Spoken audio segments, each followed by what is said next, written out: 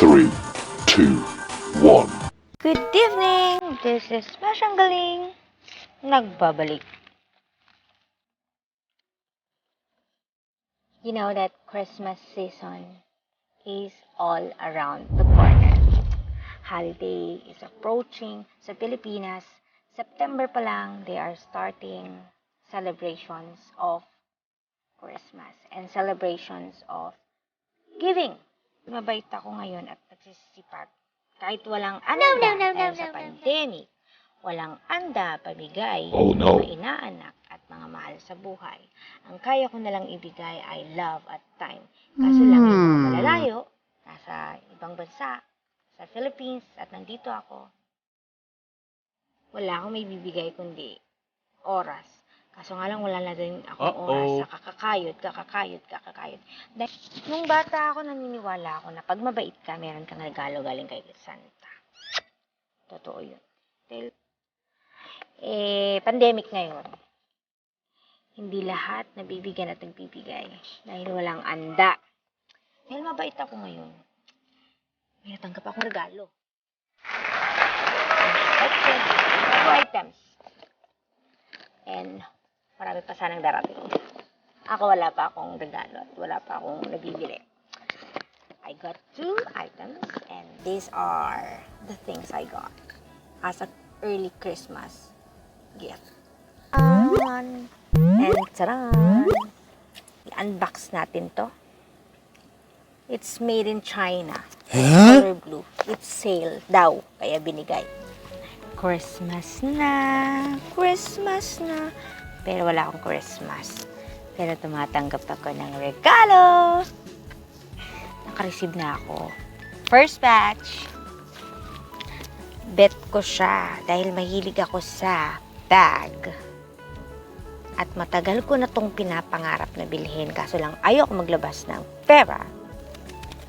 Saktong-sakto ang bigay sa akin na rattan bag galing Thailand. Ayan. So nice. Napaka-simple, parang ako. Buksan natin kung ano nasa loob. Ay, virgin. Mahigpit. Virgin siya, mahigpit. Ay, may resibo. May receipt. May receipt. Meron siyang color red na tela sa loob para pang hawak ng mga things para naman hindi alam mo yun, para meron naman siyang divider or compartment iisa, de meron siyang basta ganyan paglagyan, cute, tapos isasara mo lang. Dapat hindi to nilalagyan ng ano, ang kailangan lang na ilagay dito are important things like wallet, cellphone, and coins, chiclet, ganyan. So ganda. Yeah. Yung haba ng ito, okay lang. Yung handle niya, mahaba. Hindi siya ganun kahaba, hindi siya ganun kaiksi. Bagay-bagay sa akin. Tsaka yung kulay niya kasing kulay ko. Kayumanggi. And inside this is, taran! Actually, tinanggal ko na yung cover niya kanina. Na-excite ako. Color blue in pods. Cheaper version ng iPod. It's light blue color. Actually, dumihin siya. But I think this is better compared to light pink. Kasi pag light pink, it's very pabebe. Hindi na ako bebe. Oh, no. Ako na yung binibebe. So, let's see what's inside this box. Nawala ko kasi yung headset ko nang nag-beach kami last weekend. Hindi ko siya nawala, na-misplace ko. Hindi ko lang alam kung saan ko pinaglalagay, pero feeling ko, matagal ko pa yun mahahanap. And luckily, I got this as a gift. So, may bago na akong gagamitin. Kaso nga lang, dear, ang cute ng lagayan, no? Ang cute, parang candy. Cute siya. Very cute. Oh, parang pang teens. Feeling teen ako. Feeling teen. Kahit 13. Kaso lang nga, dumihin yung ano niya. yung texture niya. Iburara pa man din ako. Itong lagayan niya ay may dalawang AirPods inside. Ay, mahaba. Ayoko ng ganitong style, pero what to do, yani? Bigay, so, tanggapin. Paano to isuot? Like this. Ay, bungga. Kaso wala na sana to. Pero ito yung hawakan niya. Ito yung handle niya. Tapos may nagbi-blink-blink dito. May butas siya. Here yung butas. Ang butas na yan ay for mic, for calls. Then meron siyang dust protection. So, try natin dalawa. Isa pa. Ow! Paired, sabi niya. Connected, sabi niya pa. Ay, pag sinuot mo sila together, nagko-connect sila. Ay, buti pa sila, my partners. At nagbi-blink siya. Eh, dito ka magcha-charge. Walang charger. May laman pa sa loob. Buksan natin. Nabibingi ako pag dalawa. Pag gagamitin ko to, isa lang yung gagamitin ko. Hindi ko carry yung dalawa. So, isa lang. For now, to try natin, diba? Napaka-fashion. Dapat pala black yung kinuha ko. Kaso lang yung black, napaka-common na. Walang design. And this is a charger. Tingnan mo yung charger niya, parang iPhone din. Kaloka, no? Ginayan nila. Pero maganda yung quality, in fairness. See? Walang bahid ng kapangitan. Magandang gift to, kaya nakuha ko sa gift kasi maganda ako. Sabi ng nanay ko. And what's other things inside the box? Ito pa, ang leaflet niya. Nandito ang kanyang instruction or user manual. Ang pangalan ng item na to is InPads. It's a wireless earphones. There are 8 colors available. There is yellow, green, light pink, light blue, this one. I don't know if this is white or gray. Then merong light violet or silver. Colorblind ako. And there's a dark violet. And last one is black. Maganda din yung green, kaso lang wala silang available na green that time. Sabi ng nagbigay. So, ito na lang. Kasi mukhang baby. Kasi pag pink, baby. Pero ito malinis tignan. So, yun yung nasa loob ng box. Hindi ko na ito-try kung kailangan ko palang i-try mamaya kung nagcha-charge ba siya. Para maisoli. Sabi nila daw, may warranty siya. So, pwede mong isoli pag hindi siya nag-function. Hindi pa, virgin din to. Ngayon lang siya papasukan. Paano yun? Ganun lang ba yun? Hindi siya pumapasok. Hala, tama ba yung ano? Hindi siya pumapasok ka. Virgin din? Hala, di mapasukan. Baka hanggang ganyan lang.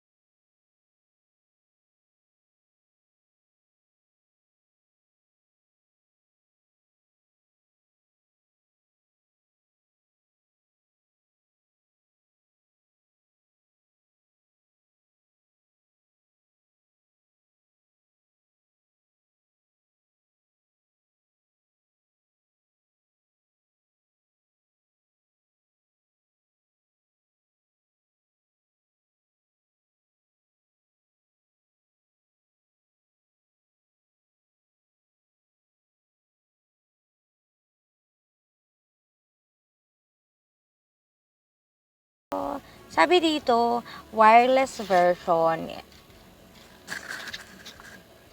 5. Connection distance would be around 10 meters. There is a built-in microphone for phone calls. May yung maliit na butas. Case charging time is 1.5 hours. Talking time is 2 hours only. So, yung mga madaldal dyan, hindi siya pwedeng pang long talk. And product dimension, nakalagay dito is charging case 56.1 by 43.8 by 21.4 mm. Kayo na bahalang mag-imagine. Basta pinakita ko na yung size niya. Nag-grip ko siya. At saka yung earphones niya, maliit. Hindi siya ganun kalaki. May touch control keys. May built-in rechargeable battery. Nandito na siya. And 2 to 3 times earphones full charge from case. Music time, 3 to 4 hours. So, yon. Charging case indicator, may indicator daw siya. Charging the earphones, nagpapakita daw yung blue light naka-on or yung blue light nagpapakita if it's charging the earphones. Charging the case, red naman. Pag ito charge mo, nagre-red. Pero pag nilagay mo tong earphones dito, kasi ito parang battery pack na din, pink dapat para ma-charge ito. And charging case charge completed, nagre-red light siya pag na-complete na. Charging case battery low, blue light, fast flashing. Pag mabilis nagpa-flash ng ng kulay blue, it means palaubat na siya. Sa earphones naman, yung indicator naman niya, charging the earphones is red light is always on. The next is charge completed, blue light is on, then off. Turn on the red and blue lights flashing. Pag naka-turn on daw siya, the red and blue lights are flashing. Earphones paired success. One of the earphones flash red and blue light. The other one has no light. Okay. So, isa lang pala yung may light dito. Parang mother and father. Ilaw ng tahanan ang nanay, ang tatay ay? Oh no. Nakalimutan ko na. Ayan. So, hindi ko na siya ibabalik sa kanyang box kasi gagamitin ko na. Wait, let's try if it's working pala. Gamitin natin yung telepono ko. Sa Bluetooth niya, kung gumagana. Hindi ko muna naisip yun, no? Try nga natin. Yes. Gamitin natin ang aking telepono. I-on natin ang ating Bluetooth muna. Bluetooth natin. Kasi kanina sabi, paired, sabi niya. Tapos buksan natin yung Bluetooth ko. Tapos hanapin natin ang pangalan niya. Saan ba dito? Sa settings tayo pumunta tayo sa device connectivity and select the Bluetooth. Then magpapakita na yung mga pangalan dito. Ang pangalan niya dito is InPads 12. So click natin and connect. Ayan, connecting siya. Oh, automatic siya. Sabi niya paired, connected. Ayan, naka-paired na siya. Try natin makinig ng music kung kung malakas ba siya o gumagana sila both. Siyempre, doon na tayo sa YouTube ni Masyang Galing. Tignan natin. Ayan, siyempre, plug ko na ang aking channel. Masyang Galing, galing. Taran! Ito na ang profile. Ito ang aking mukha. Yan, si Masyang Galing. Yung mga hindi pa nakapag-subscribe dyan, subscribe nyo na. Diba? Shout out ko kayo. And hanap tayo ng magandang video. Gusto ko yung may pa-music. Wala makita. Kahit saan na lang. Si Auntie Bangit na lang yung pinaka most viewed ko na video. Oh, it's working. Lakasan ko ha.